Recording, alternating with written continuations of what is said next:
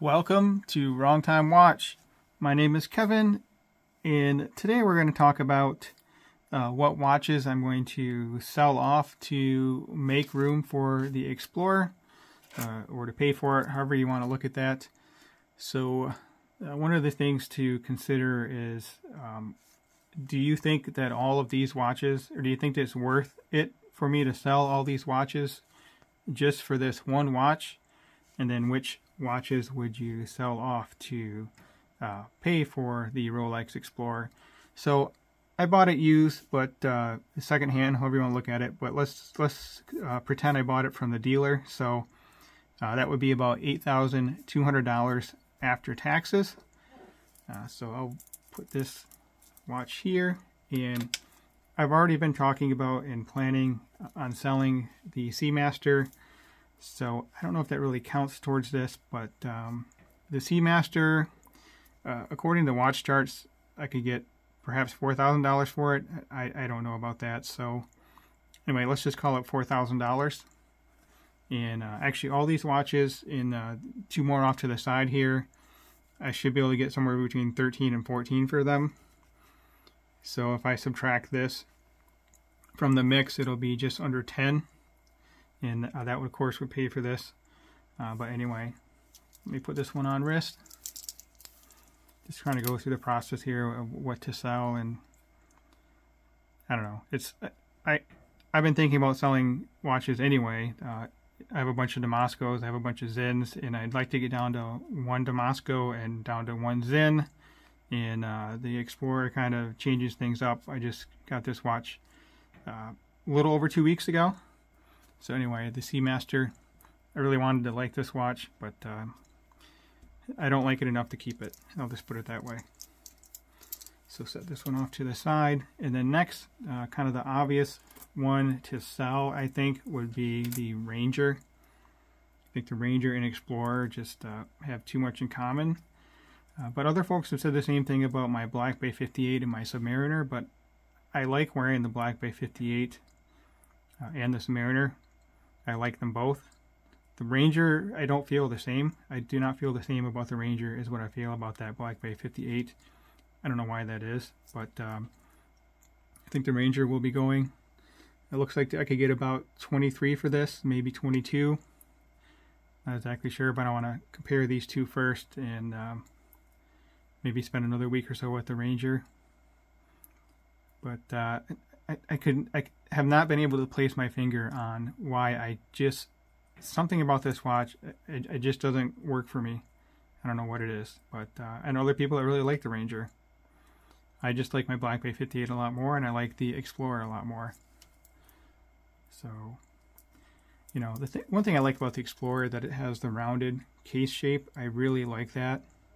I have that on my Tudor date day, and the Rolex Oyster cases have this nice rounded profile, and the Ranger doesn't have that. So I think the Ranger is going for sure. Then we have the Sinn 556. I think it competes with, I mean, it's not in the same price category, but it's a go anywhere, do anything type watch. Wear it anywhere you'd like. Maybe not quite as dressy as this. This is a little more tactical looking with that handset. But it's a very cool watch. Yeah, I'm going to have some hard decisions here. I know they're just watches, and I can rebuy most of these. This one would be really hard to buy. It took me a long time to get this one. Well, I mean, you could just go and you can overpay on the secondary market. So I guess it's not that hard to get, but I think you kind of know what I mean. In the Sinn 556, you can get them too. Thinking probably $1,000 for this.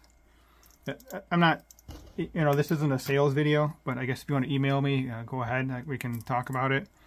I'm just kind of throwing numbers out there. So next would be the damaskos. I have two DS30s. I think I could probably get about 800 for each of these. These are not the factory straps. This one comes on a Hirsch. Actually, I have it over here. It comes on this Hirsch Robbie strap. It's sailcloth type material on the front, and then rubber on the back. These are on Montrose straps.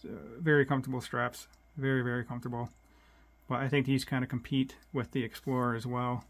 Maybe not this one. This is kind of a fun watch, but I don't know, still kicking around what I want to do exactly. So they're not on a bracelet or anything like that, but just a cool watch. 39 millimeter, I believe, and then this one is actually 39 as well. It's called the 40, but it measures in at 39. And I'll plan on comparing each of these side by side in a future video as well. And then we have the Damasko DB5. So this one would be actually pretty hard to replace. I believe it's limited to 80 pieces, 50 pieces. I don't exactly remember, but I think it's less than 80. This is number 21. A limited edition. Has the sand loom or the Fotina loom. 100 meter water resistant, anti-magnetic. It has the iron case in there. Iron core, I should say. That's why it's a little bit thicker. I believe it's 12 mil thick. But it's kind of a cool watch, and it's a limited edition, like I said. But kind of competes with Go Anywhere, Do Anything, Field Explorer, sport type watch. And it's not on a bracelet. I really like watches on bracelets, especially Rolex bracelets. They're extremely comfortable. So I think that one will be going. Let's see. So I think maybe 1,200 bucks for that. I'm not really finding prices for that since it's pretty limited.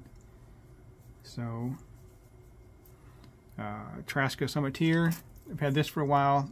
It's a very comfortable watch. It wears very well on wrist. I believe this is the Gen 3. You know, you can kind of see it's basically an Explorer homage, right? So since I have the Explorer, I really don't need this. The same thing with that Ranger. So thinking like $450 for that. And then we have the Armida. This is a 36 millimeter. It has that rounded case shape to it. It's a cool watch. It's just extremely thick. I think it's dang near 14 millimeter thick. And that's because it's 300 meter water resistant, anti-magnetic. If they would have made this 11 millimeter thick watch, I don't think I'd be selling it, but it's just too thick for the diameter. It's a cool looking watch. It feels like a tank, built like a tank, but again, it's another Explorer homage, so I really don't need it. I think I could probably get 400 bucks for this one. And then two more I have off to the side. It didn't fit in the thumbnail because it's too many watches, but you can see again, these are really Explorer homage. I mean, very, very similar looking to the Explorer. This is the 36 millimeter, and then I have the 39 here as well. I actually had one of these, sold it, and then rebought it. 36 says female end links. This has male end links. I need to compare these two in a future video, but I really have no need for these two, and I'm not going to get much more. Maybe $150, $200. I don't really know, but I'm going to sell these. I have no need for them anymore. I mainly bought them just to try out the different size to see which I wanted to try to go after. Either the 214-270 or the 224-270, which this one is. Yeah, they have a glide lock style clasp. I don't know if I can say that if we'll get in trouble, but you know what I mean with that clasp there. Which is one bummer with the Rolex Explorer. It just has the easy link. I'd like the glide lock. Right now I'm wearing it a little bit loose, and the previous week I was wearing it a little bit tight. Looks like I have a little ding on there already. Funny how that happens. Oh well. That's what happens when you wear watches. Let's see here. This one, it's not, you know, it's a GMT. It's nothing like the Explorer, but I just don't wear it, so I'm gonna sell it.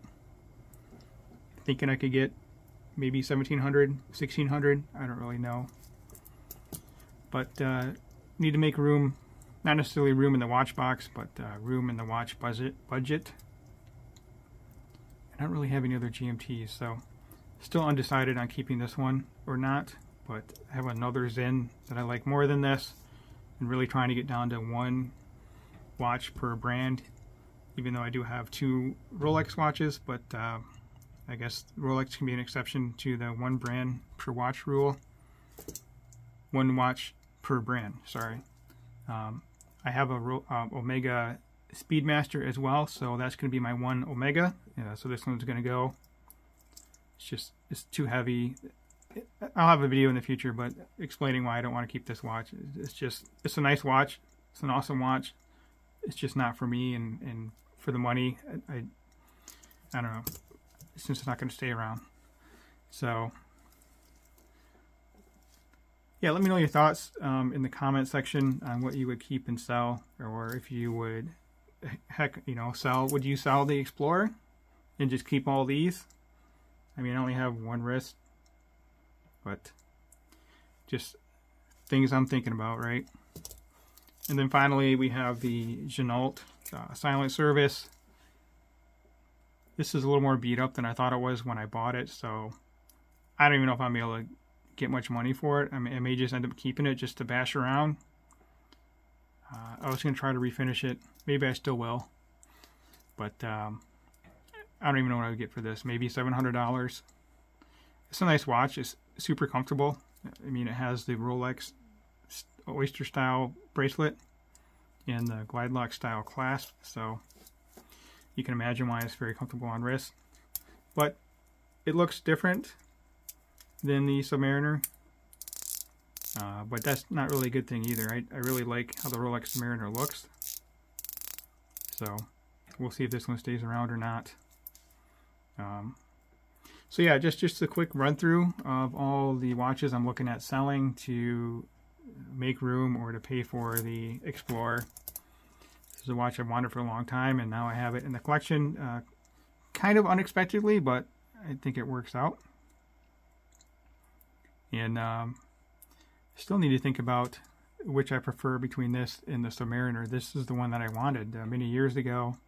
I wanted the 39mm. Basically, it got discontinued before I could buy one from the dealer. And then I was going to go with the 36mm Explorer. Tried it on quite a few times and just felt it was too small for me. So then I changed my request to a Submariner, and I bought that one about 2 years ago. So anyway, that will conclude this video. As always, thank you for your time, and thank you for watching.